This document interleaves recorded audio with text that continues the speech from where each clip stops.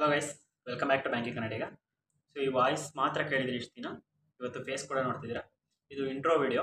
ತುಂಬ ಜನಕ್ಕೆ ನಾನು ಆಲ್ರೆಡಿ ಯಾರು ಅಂತ ಗೊತ್ತು. Specially Union Bank LBO select ಆಗಿದ್ದವ್ರಿಗೆ ಮಂಗಳೂರು ಝೋನಲ್ಲಿ ತುಂಬ ಜನ ರೆಕಗ್ನೈಸ್ ಮಾಡಿದ್ದೀನಿ ಜಸ್ಟ್ ವಾಯ್ಸಿಂದ. ಮೇ ಬಿ ಅಲ್ಲಿ ನಾನು ಅಡ್ಮಿಟ್ ಮಾಡಿಲ್ಲ. ಒಬ್ಬೊಬ್ಬರಿಗೆ ಓಕೆ ನಾನೇ ಅಂತ ಹೇಳಿದ್ದೀನಿ, ಕೆಲವೊಬ್ಬರಿಗೆ ನಾನು ಅಲ್ಲ ಅಂತ ಹೇಳಿದ್ದೀನಿ. ಅದು ಸ್ವಲ್ಪ ಇನ್ಸೆಕ್ಯೂರಿಟೀಸ್ ಥರ, ಏಕೆಂದರೆ ನಾನು ಅಲ್ಲಿ ಹೋದಾಗ ನನ್ನ ಪರ್ಸ್ನಲ್ ನಂಬರ್ಸ್ ಎಲ್ಲ ಶೇರ್ ಆಗುತ್ತೆ. ಅಂದರೆ ಆಲ್ರೆಡಿ ತುಂಬ ಜನಕ್ಕೆ ಗೊತ್ತು.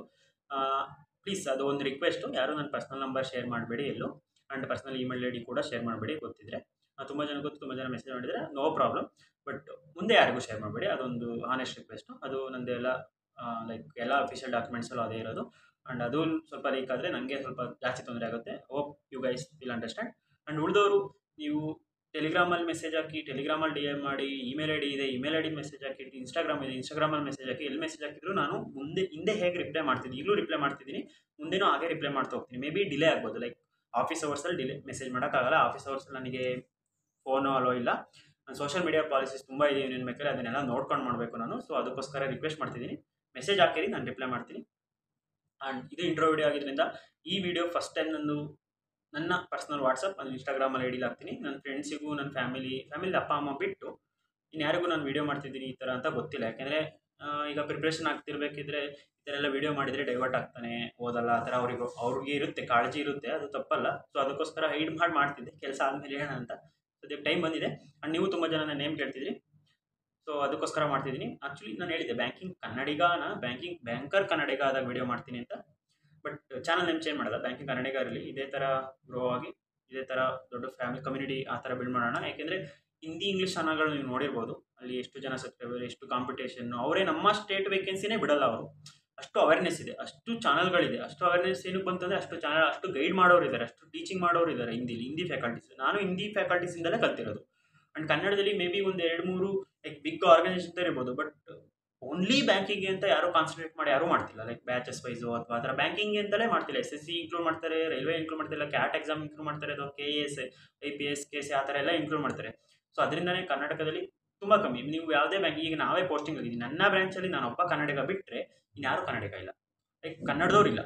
ಅದೇನಕ್ಕೆ ಅಂದರೆ ಇನ್ನು ಬ್ಯಾಂಕಲ್ಲಿ ಎಂಪ್ಲಾಯ್ಸ್ ಬೇಕು. ನೀವು ನಮ್ಮ ಸ್ಟೇಟವರು ಯಾರು ಎಕ್ಸಾಮ್ ಬರೆದು ಕ್ಲಿಯರ್ ಮಾಡಲಿಲ್ಲ ಅಂತಂದರೆ ಆಬ್ವಿಯಸ್ಲಿ ಔಟ್ ಆಫ್ ಸ್ಟೇಟರ್ ತರ್ತಾರೆ. ಸೊ ಔಟ್ ಆಫ್ ಸ್ಟೇಟ್ ತಂದಾಗ ಕಸ್ಟಮರ್ಸಿಗೆ ಪ್ರಾಬ್ಲಮ್ ಆಗುತ್ತೆ.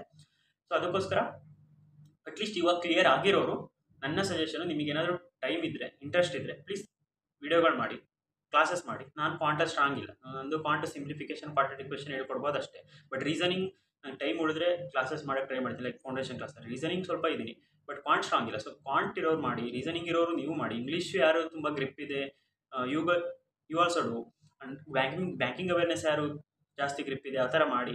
ಪರ್ಟಿಕ್ಯುಲರ್ ಸಬ್ಜೆಕ್ಟ್ ಅಟ್ಲೀಸ್ಟ್ ಒಂದೊಂದು ಚಾನಲ್ ಸಿಕ್ಕಿದ್ರೂ ತುಂಬ ಹೆಲ್ಪ್ ಆಗುತ್ತೆ.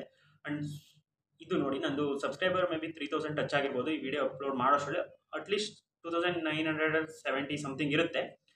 ಇದೇ ಹೈಯೆಸ್ಟ್ ಸಬ್ಸ್ಕ್ರೈಬರ್ಡ್ ಕನ್ನಡ ಚಾನಲ್ ಸಿಂಗಲ್ ಕ್ರಿಯೇಟರ್ದು. ಅಂದರೆ ನೀವೇ ನೋಡಿ ಎಷ್ಟು ಹಿಂದೆ ಉಳಿದಿದ್ದೀವಿ ಬ್ಯಾಂಕಿಂಗ್ ಅವೇರ್ನೆಸ್ಸಲ್ಲಿ. ಬ್ಯಾಂಕಿಂಗ್ ಅಂತ ಒಂದು ಎಕ್ಸಾಮ್ ಇದೆ ನಮ್ಮ ಸ್ಟೇಟಲ್ಲಿ, ನಮ್ಮ ಸ್ಟೇಟ್ ವೇಕೆನ್ಸಿ ಬರುತ್ತೆ, ಈ ಥರ ಸ್ಯಾಲ್ರಿ ಸ್ಟ್ರಕ್ಚರ್ ಇದೆ, ಇಷ್ಟು ಅಡ್ವಾಂಟೇಜ್ ಇದೆ ಅಂತ ಯಾರಿಗೂ ಗೊತ್ತಿಲ್ಲ. ಎಲ್ಲ SSC ರೈಲ್ವೆ ಓಕೆ ಅವ್ರವ್ರ ಕಂಫರ್ಟ್, ಬಟ್ ಅಟ್ಲೀಸ್ಟ್ ಅವೇರ್ನೆಸ್ ಗೊತ್ತಿದ್ರೆ ತುಂಬ ಜನಕ್ಕೆ ಹೆಲ್ಪ್ ಆಗುತ್ತೆ. ತುಂಬ ಜನ ಕನ್ನಡಿಗರಿಗೆ ಕನ್ನಡದಲ್ಲಿ ಜಾಬ್ ಸಿಗುತ್ತೆ ಕರ್ನಾಟಕದಲ್ಲಿ.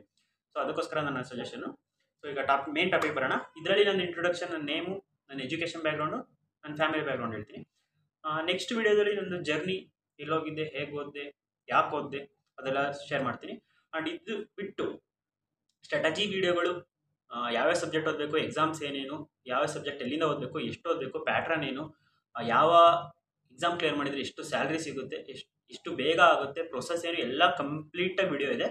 ಆ ವಿಡಿಯೋ ಲಿಂಕ್ಸ್ ಎಲ್ಲ ಅಂದರೆ ಪ್ಲೇಲಿಸ್ಟಿಗೆ ಹೋಗಿ, ಪ್ಲೇಲಿಸ್ಟಲ್ಲಿ ಸ್ಟ್ರಾಟಜೀಸ್ ಫಾರ್ ಬ್ಯಾಂಕಿಂಗ್ ಕನ್ನಡಿಗ ಅಂತ ಇದೆ, ಅಲ್ಲಿ ಹೋದರೆ SBI ಕ್ಲರ್ಕಿಗೆ ಒಂದು ಸಪ್ರೇಟ್ ಫುಲ್ ಲೆಂತ್ ವಿಡಿಯೋ ಇದೆ, ಆ್ಯಂಡ್ RRB PO ಒಂದು ಫುಲ್ ಲೆಂತ್ ವಿಡಿಯೋ ಇದೆ. ಬಟ್ ಎರಡೂ ಸೇಮ್, ಲೈಕ್ ಒಂದೇ ಸ್ಟ್ರಾಟಜಿ. ಯಾಕೆಂದರೆ ಬ್ಯಾಂಕ್ ಎಕ್ಸಾಮಲ್ಲಿ ಇರೋದು ಸೇಮ್ ಸಿಲೆಬಸ್, ಪ್ಯಾಟ್ರನ್ ಅಲ್ಲಿ ಇಲ್ಲಿ ಸ್ವಲ್ಪ ಆಗುತ್ತೆ, ಆ್ಯಂಡ್ ಡಿಫಿಕಲ್ಟಿ ಸ್ವಲ್ಪ ಚೇಂಜ್ ಆಗುತ್ತೆ.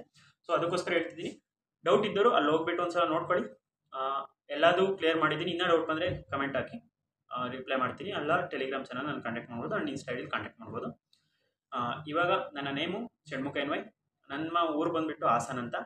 ಹಾಸನಲ್ಲಿ ಗೌರ್ಮೆಂಟ್ ಸೈನ್ಸ್ ಕಾಲೇಜಲ್ಲಿ ನಂದು BSc ಮುಗಿದಿದ್ದು 2023 ನವೆಂಬರಲ್ಲಿ.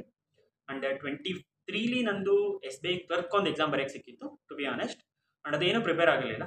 ಜಸ್ಟ್ ಹೋಗ್ಬಿಟ್ಟು ಅಂದರೆ ನೆಕ್ಸ್ಟ್ ಇಯರಿಗೆ ಹೆಲ್ಪ್. ಬಟ್ ನಾನು ಬ್ಯಾಂಕಿಂಗ್ ಹೋಗಬೇಕು ಅಂತ ಡಿಸೈಡ್ ಮಾಡಿದೆ. 23 ಡಿಸೈಡ್ ಮಾಡಿದ್ದೆ. ನಾನು ಕಾಲೇಜಲ್ಲೂ ನನ್ನ ಡಿಗ್ರಿ ಫ್ರೆಂಡ್ಸ್ ಈ ವಿಡಿಯೋ ನೋಡ್ತಿರೋ ಅವರಿಗೆಲ್ಲ ಗೊತ್ತಿರುತ್ತೆ ನಾನು ಬ್ಯಾಂಕಿಂಗ್ ಹೋಗಬೇಕು ಅಂತ ಹೇಳಿದ್ದೆ. ಆ್ಯಂಡ್ ಡಿಗ್ರಿಲಿ ನಂದು ಅಷ್ಟು ಸ್ಕೋರ್ ಏನು ತೆಗಿತಿರಲಿಲ್ಲ. 7.6 ಏನೋ ನನ್ನ CGPA ಅಷ್ಟೇ ಡಿಗ್ರಿಲಿ. ಸೊ ಆಗಲೇ ತುಂಬ ಜನ ಕೇಳಿದೆ, ನಮ್ಮ ಲೆಕ್ಚರರ್ಸು ಕೇಳಿದಾಗ ಹೇಳಿ ನಾನು MSc ಹೋಗಲ್ಲ, ಸೊ ಬ್ಯಾಂಕಿಂಗ್ ಹೋಗ್ತೀನಿ ಅಂತ ನಾನು ಡಿಸೈಡ್ ಮಾಡಿದ್ದೆ. ಬಟ್ ಓದಿರಲಿಲ್ಲ, ಯಾಕೆಂದರೆ 23 ಡಿಗ್ರಿ ಮುಗಿದು 24ರಲ್ಲಿ ಜಾನ್ ಮಂತಲ್ಲಿ SBI ಕ್ಲರ್ಕ್ ಇದ್ದಿದ್ದು, ಅದನ್ನೊಂದು ಅಟೆಂಡ್ ಮಾಡಿದ್ದೆ. ಆವಾಗಲೇ ಒಂದು ಐಡಿಯಾ ಸಿಕ್ಕಿತ್ತು, ಓಕೆ ಈ ಥರ ಇದೆ ಪೇಪರು, ಸೊ ನನಗೆ 6 ಮಂತ್ ಸಿಕ್ಕಿದ್ರೆ ಓದ್ಕೋಬೋದು ಅಂತ ಸ್ವಲ್ಪ ಡಿಲೇ ಮಾಡಿದೆ ಪ್ರಿಪ್ರೇಷನ್ ಸ್ಟಾರ್ಟ್ ಮಾಡೋದು.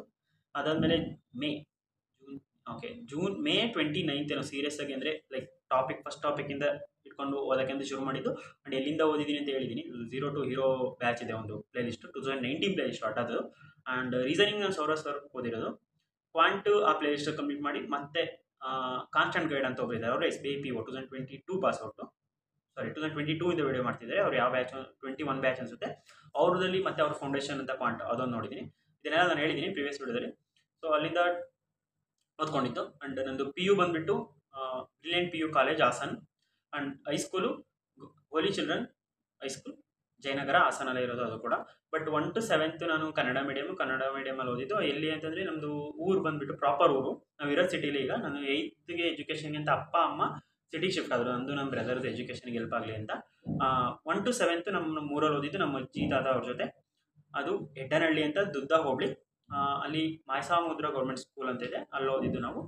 ಸೊ ತುಂಬ ಜನ ಕೇಳ್ತೀನಿ, ನೀವು ಇಂಗ್ಲೀಷ್ ಹೇಗೆ ಇಂಪ್ರೂವ್ ಆಯಿತು, ಇಂಗ್ಲೀಷಲ್ಲಿ ಹೆಂಗೆ ಸ್ಕೋರ್ ಬರುತ್ತೆ ಅಂತ. ನಾನು ಆ್ಯಕ್ಚುಲಿ ನಂದು ಫುಲ್ ಇಂಗ್ಲೀಷ್ ಬ್ಯಾಕ್ಗ್ರೌಂಡ್ ಏನಿಲ್ಲ. ಟಿಲ್ 7th ಕನ್ನಡ ಮೀಡಿಯಮ್, ಪಕ್ಕ ಕನ್ನಡ ಮೀಡಿಯಮ್ ಗೌರ್ಮೆಂಟ್ ಸ್ಕೂಲ್ ಹುಡುಗ.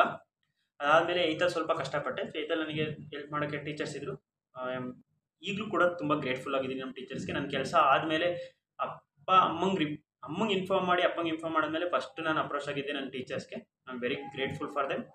Like teachers are my like best friends, sisters, mothers ಆ ಥರ ಇದ್ದಾರೆ. ಸೊ ಅಲ್ಲಿಂದ ಇಂಗ್ಲೀಷ್ ಸ್ವಲ್ಪ ಕಲ್ತಿದ್ದೆ. ಬಟ್ ಬ್ಯಾಂಕಿಂಗು ಇಂಗ್ಲೀಷ್ ಬೇರೆ ಡಿಮ್ಯಾಂಡ್ ಮಾಡ್ತೀನಿ. ನೀವು ಏನೇ ಗ್ರಾಮರ್ ರೂಲ್ ಓದಿದ್ರು ಏನೇ ಆದ್ರೂ ಕಷ್ಟ. ಲೈಕ್ ಕಷ್ಟ ಅಂದರೆ ಮಾರ್ಕ್ಸ್ ಸ್ಕೋರ್ ಮಾಡೋದು ಕಷ್ಟ ಬ್ಯಾಂಕಿಂಗಲ್ಲಿ, ಇಂಗ್ಲೀಷಲ್ಲಿ. ಸೊ ನಿಮಗದು ಇಂಗ್ಲೀಷ್ ಇಂಪ್ರೂವ್ ಆಗಬೇಕು ಅಂದರೆ ಒಂದು ಸ್ಪೀಕಿಂಗ್ ಎಬಿಲಿಟಿ ಇಂಪ್ರೂವ್ ಆಗಬೇಕು, ಆ್ಯಂಡ್ ರೀಡಿಂಗ್ ಕಾಂಪ್ರೆನ್ಷನ್ ಇಂಪ್ರೂವ್ ಆಗಬೇಕು. ಅದೆರಡು ಇಂಪ್ರೂವ್ ಆಗೋದು ನೀವು ಇಂಗ್ಲೀಷ್ನ ಜಾಸ್ತಿ ಯೂಸ್ ಮಾಡಿದಾಗ. ನೀವು ಚಾಟ್ ಮಾಡ್ತೀರಾ. ಸೊ ಚಾಟಲ್ಲಿ ಯೂಸ್ ಮಾಡಿ. ಆ್ಯಂಡ್ ಇಂಗ್ಲೀಷ್ ಈಗ IPL ನಡೀತಿದೆ, IPL ಇಂಗ್ಲೀಷಲ್ಲಿ ನೋಡಿ. ಆ್ಯಂಡ್ ಇಂಗ್ಲೀಷ್ ನಾವೆಲ್ಸ್ ಓದಿ, ಇಂಗ್ಲೀಷ್ ವೆಬ್ ಸೀರೀಸ್ ನೋಡಿ, ಏನೇನು ನೋಡ್ತೀರಾ ಅದು ಇಂಗ್ಲೀಷ್ ಮಾಡಿ. ಸ್ಪೀಕಿಂಗ್ ಎಬಿಲಿಟಿ ಎಷ್ಟು ಇಂಪ್ರೂವ್ ಮಾಡ್ಕೊತೀರಾ ಅಷ್ಟು ಇಂಗ್ಲೀಷಲ್ಲಿ ಹೆಲ್ಪ್ ಆಗುತ್ತೆ. ಅದು ನಂದು ಆನೆಸ್ಟ್ ಸಜೆಷನ್ನು. ಆ್ಯಂಡ್ ನಂದು ಸ್ಟಾರ್ಟಿಂಗ್ ಜೂನ್ ಆ ಥರ ಸ್ಟಾರ್ಟ್ ಮಾಡಿದಾಗ ಲೈಕ್ 10, 9 ಆ ಥರ ಬರ್ತಿತ್ತು ಇಂಗ್ಲೀಷಲ್ಲಿ. ಬಟ್ ನಂದು ಎಕ್ಸಾಮ್ ಮಾಡಿ ನೋಡಿ ಎಲ್ಲ 20+ ಇದೆ. ಮೇನ್ಸಲ್ಲಿ ಕೂಡ ಒಂದು 20+, 25 ಏನೋ ಆ ಥರ ಬಂದಿದೆ.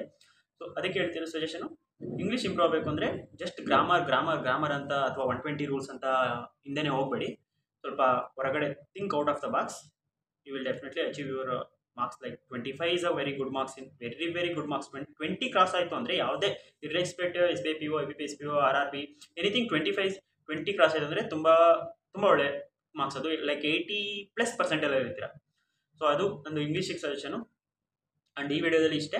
ನೆಕ್ಸ್ಟ್ ವಿಡಿಯೋದಲ್ಲಿ ನಂದು ಜರ್ನಿ ಹೇಳ್ತೀನಿ. ನಾನೇನು ಕೋಚಿಂಗ್ ಹೋಗಿದ್ನೋ ಅಥವಾ ಎಲ್ಲಿ ಹೋಗಿದ್ದೆ, ಆ್ಯಂಡ್ ಹೇಗೆ ಓದಿದೆ, ಆ್ಯಂಡ್ ನಾನು ಡಿಗ್ರಿ ಮಾಡಬೇಕಾದ್ರೆ ಏನೇನು ಮಾಡಿದೆ. ಲೈಕ್ ನಾನು ಜಾಬ್ಸ್ಗೂ ಹೋಗ್ತಿದ್ದೆ, ಪಾರ್ಟ್ ಟೈಮ್ ಜಾಬ್ಸ್. ಬಟ್ ನಮ್ಮ ಪೇರೆಂಟ್ಸ್ ಹೇಳಿರಲಿಲ್ಲ ಹೋಗು ಅಂತ. ಬಟ್ ನನ್ನ ಪರ್ಸ್ನಲ್ ಖರ್ಚಿಗೆ ಅಂತ ಹೋಗ್ತಿದ್ದೆ ನಾನು.